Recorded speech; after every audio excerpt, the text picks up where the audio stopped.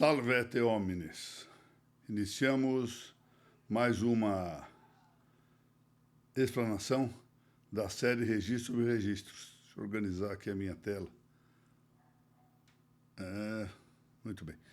Minha saudação a todos aqueles que mais uma vez me honram com essa presença nesses nossos estudos semanais.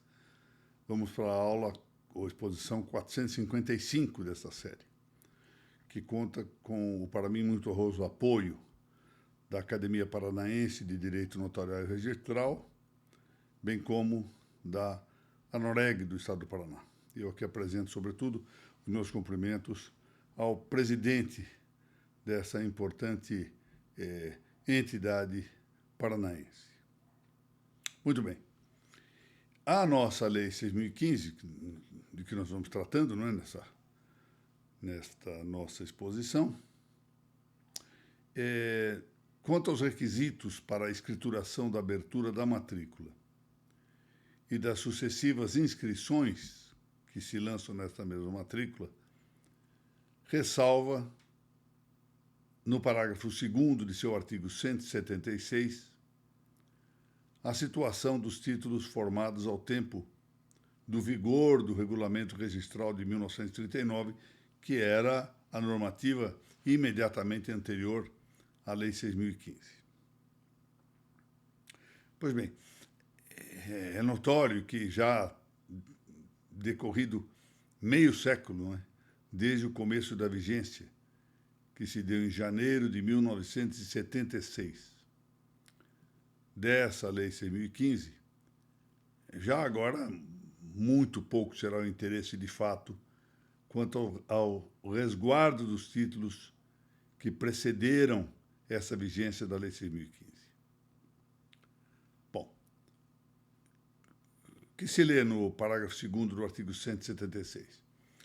Ali se lê que, quanto à matrícula e quanto ao registro, aqui vem um ponto importante, das escrituras e partilhas lavradas ou homologadas na vigência desse regulamento de 39, não devem observar-se as exigências que, para os títulos que devam ser registrados à Lei 6.015, constam desse artigo 176. De modo que os títulos anteriores de escrituras e partilhas antes devam observar o disposto na legislação anterior, que era, sobretudo, o Decreto 4857, sem prejuízo de alguma eventual legislação extravagante. O de que se cuidou com essa regra foi o de evitar, o mais que fosse isso possível, os problemas de direito intertemporal. E é preciso aqui lembrar que esses problemas, nessa nossa hipótese, nesse nosso quadro hipotético, abarcaria duas situações relacionadas aos títulos anteriores à vigência da Lei 6.015. Quais são essas duas situações? Uma extraprocessual, ou seja, a de um título que ainda não foi apresentado ao registro de imóveis, claro, antes de 1º de janeiro de 76, e uma outra processual no âmbito do registro, ou seja, exatamente um título que, nesse mesmo dia, 1º de janeiro de 76, já tivesse ingressado no protocolo, ou seja, apresentado ao registro de imóveis, mas não tivesse, contudo, alcançado ainda a inscrição permanente, ou seja, um título que estaria ainda sendo processado no ofício imobiliário. Essas hipóteses, embora sejam diferentes, não é? Uma, o título ainda não ingressou no registro, a outra, o título já ingressou no registro, está sendo processado, elas são diversas. Mas a solução legal da lei foi uniforme para ambas essas hipóteses. Determinou-se a aplicação da normativa precedente à Lei 6.015, a normativa anterior, sobretudo, como eu disse, o regulamento de 1939. Bom, vamos aqui examinar um tantinho, no plano teórico, esse dispositivo, sobre o qual, é preciso dizer isso, praticamente não se encontra nada escrito no direito brasileiro. Interessante que a doutrina brasileira, e há grandes doutrinadores no Brasil, hein, e não parece ter dedicado muito a essa situação. Eu peço desculpa, estou com a garganta muito ruim. Até porque ela tem um alcance prático, neste momento, muito, muito pequeno. E esse alcance prático, provavelmente, durou uns poucos anos após a vigência da Lei 6.015. E a doutrina começou realmente a manifestar-se sobre questões não tão relevantes a partir de meados da década de 80. Ela foi ensaiando até chegar ao ponto que nos interessa. Bom, um outro deverá ter escrito sobre isso, mas eu não encontrei grandes incursões nessa matéria. É preciso, então, salientar a sucessividade de atos, ou seja, a sucessão de atos, de que se cuida nestas hipóteses. Um ato de causalidade material, ou seja, o título, e o outro de causalidade formal, o registro. E por que se fala em sucessividade? Porque isso traz consigo uma variedade no tempo. É obviamente anterior à causalidade material em relação à causalidade formal. Sempre o registro imobiliário é uma forma que determina a dada matéria que o precede. Sempre.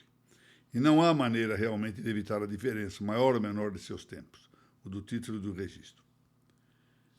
Quanto aos atos intervivos de transferência ou de oneração, aqui estamos falando só dos atos intervivos, não se constitui o direito real imobiliário antes de que se consume o registro. Sem o registro não há direito real. De maneira que, nessa hipótese do ato intervivo levado a registro, o título é institutivo e o registro constitutivo. Daí que ambas essas situações acima indicadas, ou seja, do título não apresentado ainda ao registro ou do título apresentado ao registro até 1º de janeiro de 1976, ou até antes de 1º de janeiro de 76, ou seja, 31 de dezembro de 1975. Isso eu quero aqui observar que foi uma referência interessante no trabalho desse grande registrador, um jovem estudioso, valioso nos estudos, que é o Dr. Rodrigo Pacheco Fernandes, que é lá, agora registrador imobiliário na cidade de Caxias do Sul, lá no Rio Grande, em um livro, em um artigo, na verdade, publicado num livro coletivo. O artigo se chama Direito Intertemporal Processual e Registro Imobiliário. Diz que essas situações correspondem apenas a expectativas de direito.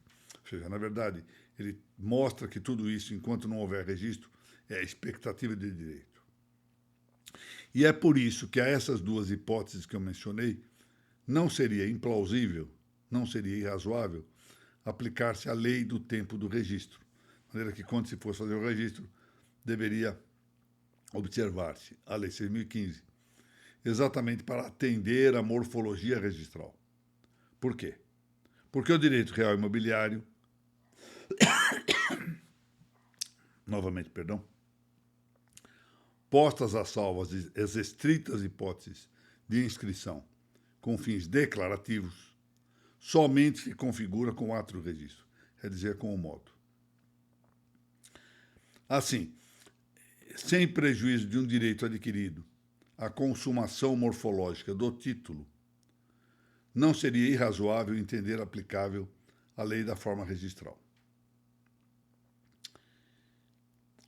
O legislador da 6.015, entretanto, preferiu, e é preciso que se diga, nisso adotou o critério não menos razoável do que o anterior de aplicar a lei do registro, a lei do tempo do registro.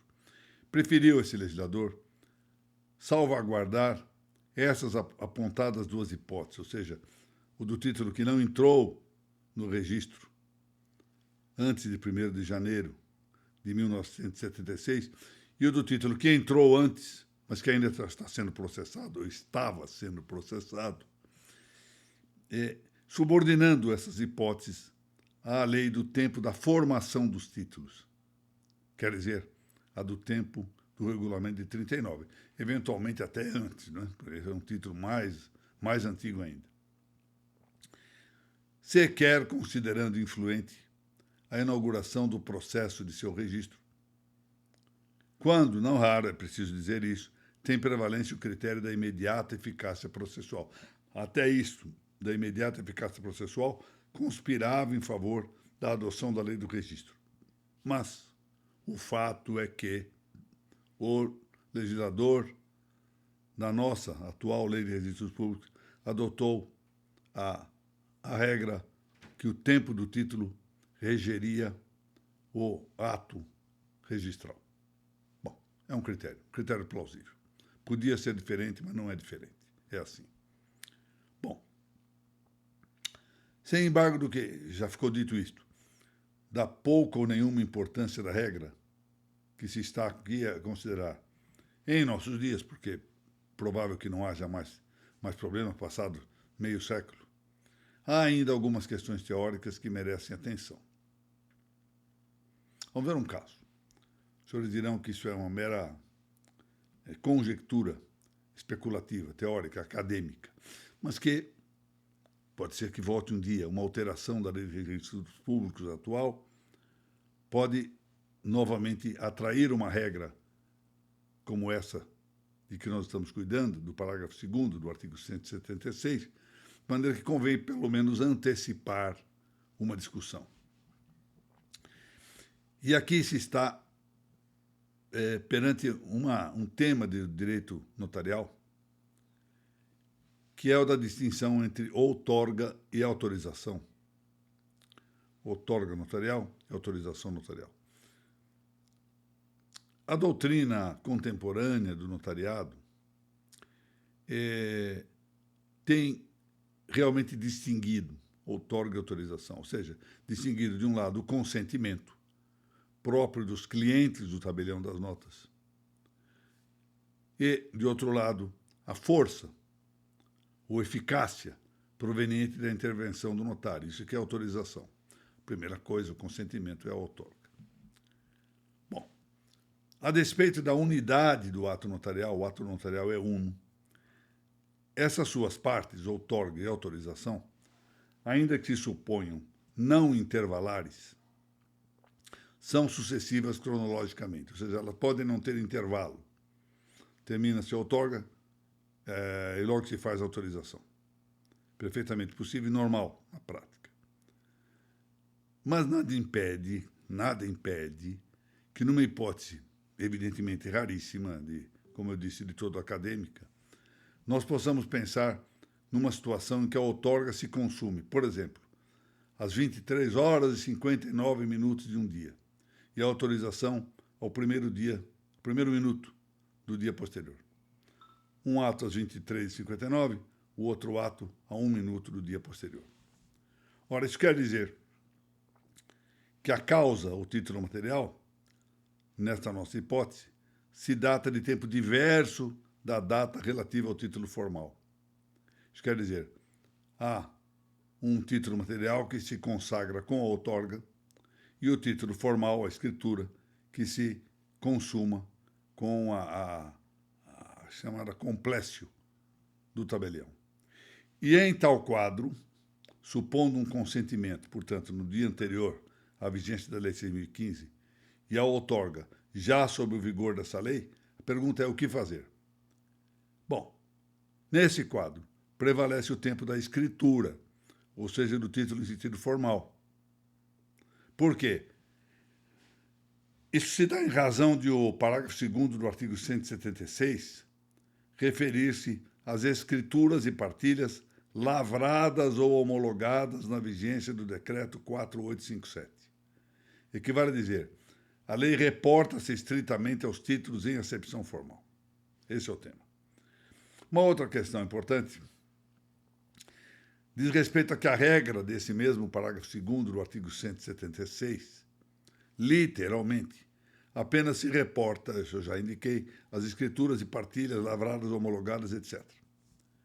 Ao passo em que o regulamento de 39 indica por títulos admissíveis a registro, entre outros, os escritos particulares assinados, com firma reconhecida, etc., perante duas testemunhas, vai por aí afora.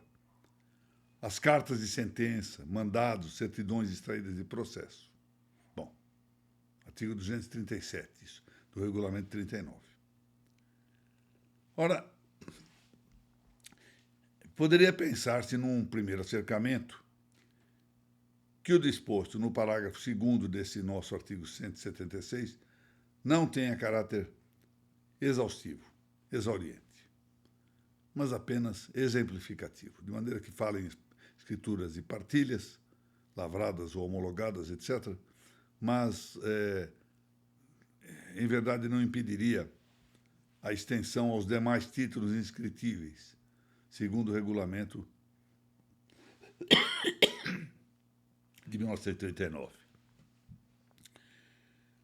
Não parece, entretanto, que esta solução se afeiçoe ao princípio de que as exceções das regras gerais devam compreender-se e interpretar-se restritivamente. As exceções são sempre de compreender-se de modo estrito. O significado normativo das exceções é bastante estreito, não se deve alargá-lo.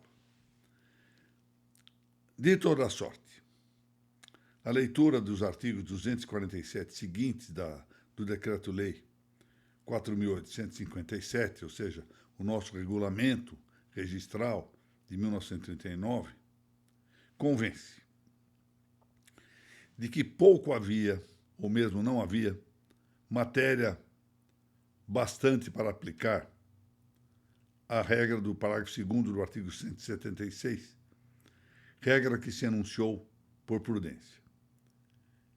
É que sempre os fatos superam a mais criativa das imaginações legislativas. Então, embora nós tivéssemos a ideia de que havia pouca coisa a considerar, pouca coisa a aplicar com a nova regra, porque, em rigor, não havia, eu não sei quais seriam efetivamente as novidades do plano da escrituração da matrícula ou dos registros que seriam de levar à adoção do sistema anterior em vez de adotar os requisitos da lei nova. Não sei do que, não consegui identificar exatamente do que se trataria. Daí que o legislador, na verdade, tenha sido mais prudente, tenha sido cauteloso, exatamente porque a força criadora da imaginação, aqui me lembro de uma passagem de um dos nossos autores aqui da América Hispânica, em Renieros, que dizia que nós aqui na América espanhola e portuguesa pecamos por excesso de imaginação criadora, exuberância da imaginação criadora. Daí que se deu essa reserva na lei, a meu ver. Muito bem, paramos aqui a nossa explanação. Eu quero mais uma vez agradecer a todos aqueles que compareceram a esse nosso continuado estudo na esfera do direito registral imobiliário. Ao mesmo tempo, agradecer aqui a ANOREG do Estado do Paraná e a nossa Academia Notarial de Direito e Registral paranaense, meus estimados confrades e confreiras dessa entidade importante, em particular seu presidente, Dr. Matheus Afonso Vieira da Silva, e desejar a todos uma feliz Páscoa. Seja esta a ocasião, ainda estamos aqui, isso vai ao ar na segunda-feira, na Pasquela, como dizem os italianos, estamos na época de pensar no grande valor que representa para nós a morte e a ressurreição, sem a qual, como consta do testamento, seria vã a nossa fé. A ressurreição e antes a morte, a paixão de nosso Senhor Jesus Cristo. De maneira que desejo a todos uma feliz Páscoa.